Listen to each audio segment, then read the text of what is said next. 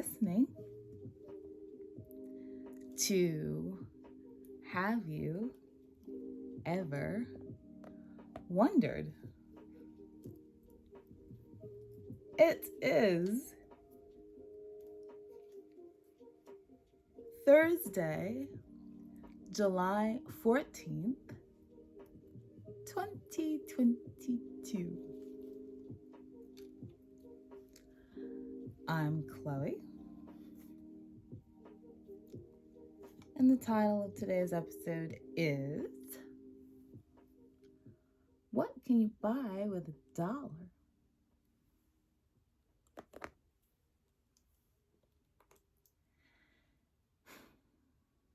I don't like money.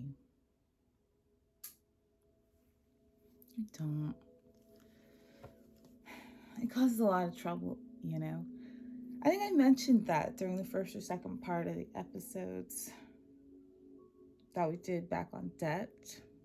Go give those a listen on YouTube if you missed them, or I suppose a watch, you could say. But I remember learning about the bartering system as a kid. I had this little picture book. I can still see the picture. It's people carrying stuff down the road to barter. And how it predated the introduction and then widespread adoption and takeover of using money to acquire things. And I always thought the idea of bartering sounded nice, you know? Taking something you have and don't need and trading it for something you need and don't have while the other person does the same thing, and then everybody leaves happy. Nice, right? If you need a gallon of milk, you can barter for a gallon of milk, and then you have a gallon of milk. Hooray. But with money, there never seems to be enough. Or at least that's how they want us to feel. I used to work for a magazine, and we would barter for stuff with other businesses all the time. It was really fun. But money is supposedly more convenient, so here we are. We're having a bit of a global financial upheaval at the moment, aren't we? Well, I guess it's been 2.5 years. Or I guess maybe it's been like 12. Or maybe it's been like 20. So for people who are considered to be millennials, me, probably you, a lot of other of our contemporaries, there have been multiple major, massive financial issues that have taken place during the course of our lives. And now we're in the middle of another one. And people don't know if the economy is in a boom or if we're headed toward a recession. And even the experts aren't sure what to tell everyone, which I kind of knew, and that was confirmed yesterday when I was listening to things and reading things and doing, my research as I do. But grand economic theories and predictions aside, we also have to continue to go about the business of day-to-day living, and money is a part of that. So, what can you buy with $1 these days? Well, firstly, $1 will buy you about a fifth of a gallon, a fifth of a tank, in like 1950, about a fifth of a gallon of gas. Now, between imperial and metric, fractions to decimals, and the exchange rates of multiple countries, I can't translate that to what that might mean to you if you're not from here. But maybe you just know what it means, or you can correlate it to what that means for where you are.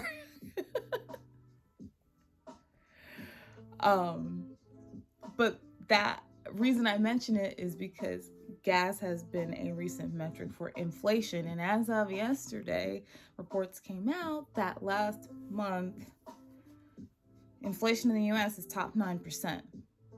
Like, yikes. It is now the highest that it has ever been since 1981, which, depending on who you ask, was kind of a long time ago. And apparently, I would have no way to remember this, but sometime around that time frame, there was like a big inflation and interest rate financial crisis going on here, like in the late 70s, early 80s. Now, inflation makes it cost more to buy things, and then it makes the money you already have worth less, not worthless, but worth less than it was. And both of those things mean that you do the same amount of work, but it's harder to get the things that you need. You end up with less than you would have had previously. For personal reasons, I had been tracking inflation about 5 or 6 months ago, and it was in the realm of 7%. So that's actually a pretty quick turnaround to jump another 2 points. Again, yikes.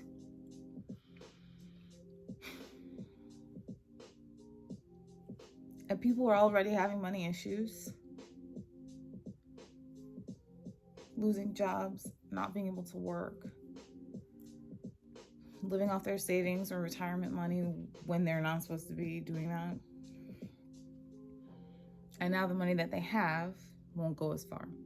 And so it's the jobs of banks and governments to step in. And the U.S. government has tried to step in finally. I mean, they sat around for a while, no surprise there. But what they've been doing, one of the ways you can combat inflation is to raise interest rates. They've slowly been doing that this year finally. And I personally am always happy when they raise interest rates, because it means that the interest that I get and that you get if you have a U.S. bank account goes up. But it also means on the other side of that, that it's more expensive to borrow money. If you need like a personal loan or a mortgage, or you're trying to buy a car or something. I try not to borrow money, so that generally doesn't impact me, or if it does, it's relatively minimal. But when you make borrowing money more expensive, it slows down the rate at which people buy things, because as we discussed earlier in the week when we were talking about housing, a large percentage of the business that's done in this country, and really globally, is done using debt. So if you make the cost of money more expensive, then you're going to slow down the rate at which people can buy things. And then there will be fewer people in the marketplace buying things, which will naturally bring down the cost, supply and demand. If not as many people want the thing that you have, then you have no business charging so much for it. An amusing concept, when we just came out of Amazon's Prime Day manufactured urgency sale. I didn't get anything. You know what? I don't need anything right now. So if you live here in the US, or you're planning to move here in the next little while, here's a quick rundown of your top 10 states for whom inflation is causing the most notable effects. Number 10, Vermont. Actually, the first 10 through 8 are in New England, Vermont, Rhode Island, Connecticut. Then Maryland, which is right near DC. All of these kind of make sense. There's only one surprise here to me. Alaska, far away, it's hard to get stuff up there. Oregon, that's the one that surprises me. Massachusetts, back to New England. And then your top 3, California, utterly no surprise.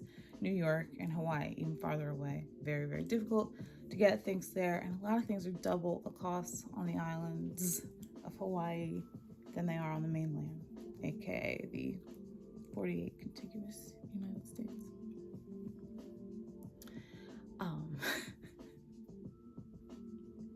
Yeah, I was not surprised to see California on that list, although I will say that once you've paid over $6 a gallon for gas in California, which is the state in which it is the most expensive right now, then you come back to the East Coast and you see it for like $4 something, it doesn't feel so bad anymore.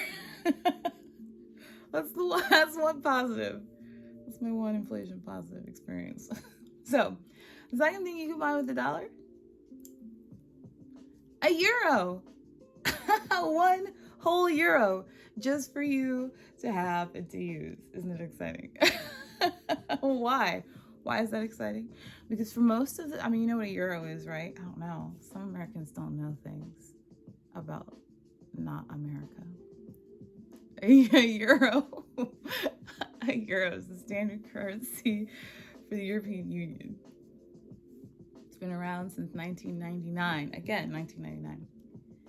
And for most of the time the euro has been in existence, aside from a few short periods right at the beginning when they first started out and people didn't know if it was going to be like monopoly money, and then a couple other times during larger global economic issues, most of the time it's been worth more than the dollar. So it's actually a very big deal that it has come down to the level that it is. And let me also give you a little tiny peek behind the curtain of the American psyche. Not that we're a monolith, but also we kind of are. Americans are taught, it's getting a little less nowadays, but it's still definitely going on, either insidiously, overtly, or both, this offensively arrogant concept called American exceptionalism, which is the belief that Americans are without question better than everyone else on the planet at everything. And having just said it out loud, it feels like I'm making that up. But no, I was raised like that. I know lots of people who are raised like that. There are still people being raised like that and who fully believe that. Like, you know how you feel when you watch the Olympics, right? You're watching the people, they're from your country, you don't even know them. You don't even know half these sports they're out here playing, but you just want them to win because they're from the same place where you're from. And so you're like, yay, go you. That's how we feel all the time about everything. Or at least that's how it was until pretty recently, like I said. So I've had my eye on the euro for a while, partially because it just makes good financial sense to watch the euro. But to be honest, I was always a little low-key annoyed that it was worth more than a dollar. It's bad. Cultural bias. It comes for you even when you don't want it to. That's just me being starkly honest. Now, I would recognize the cultural bias and I would thwart it because there's no personal affront that happens to me when the euro is worth more than the dollar, but there's a twinge there. They did this to us. As of this week, though, it's hovering around what they call parity, meaning they're at essentially a 1-to-1 ratio. So you go to Europe and you buy something with a euro and it's going to cost you $1 instead of more than $1. So back to the travel advisories episode, there's still way more challenges in other areas that you will face if you travel to Europe this summer, but the exchange rate is not going to be one of them. The third thing you can get for $1 US right now, today, is a can of Arizona iced tea. Now, I mentioned this one because the cost of living continues to skyrocket, not just in the United States, but globally. And of course, the cost of food is another way that people measure that, because you have to have it. But it's also things like gas, as we mentioned earlier, a gallon of milk, bananas. I noticed, I haven't been paying attention, but then I looked at the sign and I noticed the prepared foods area at Whole Foods. They raised that by $1 or $2 per pound, which makes it way more expensive if you buy more than like half a container of something to eat. Utilities are more expensive, clothes are more expensive. Even the dollar store doesn't sell things for $1 anymore. But you can still go, as you have been for decades, and get a 23-ounce can of Arizona iced tea for 99 cents. And it doesn't look like they're going to be changing that anytime soon, so that's comforting. You can't buy anything else like you used to be able to with your dollar, but you can buy that. Thanks, Arizona.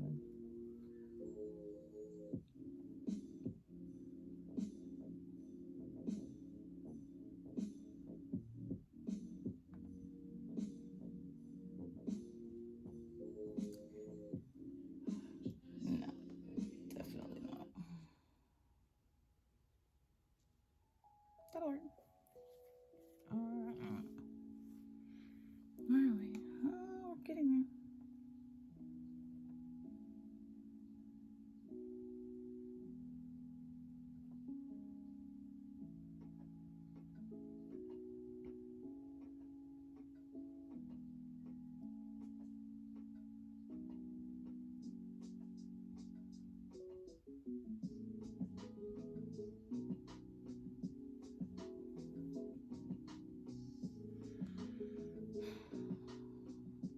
Art and commerce don't really make good friends historically and currently. And so when I was trying to choose a poem for today, I was wondering, how do I do that and still keep it mildly relevant to the topic at hand?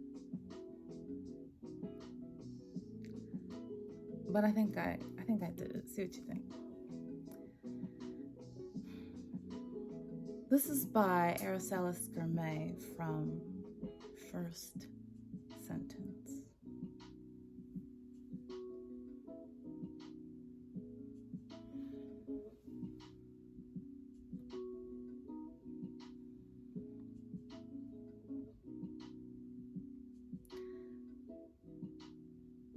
The heart almost buckles,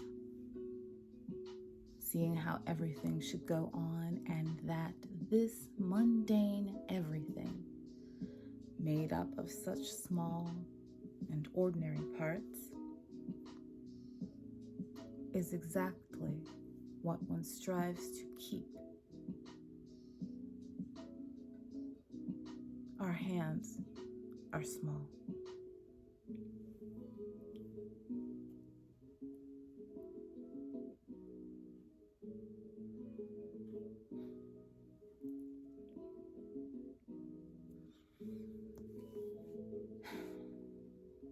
Keep an eye on your dollars, guys.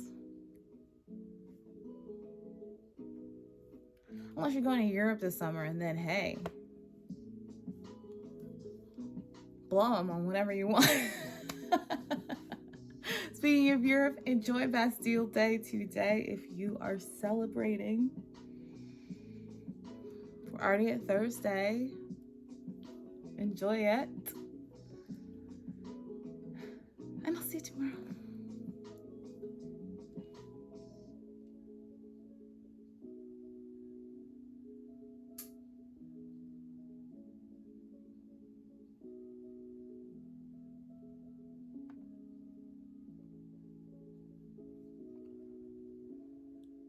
I like that one. Inflation.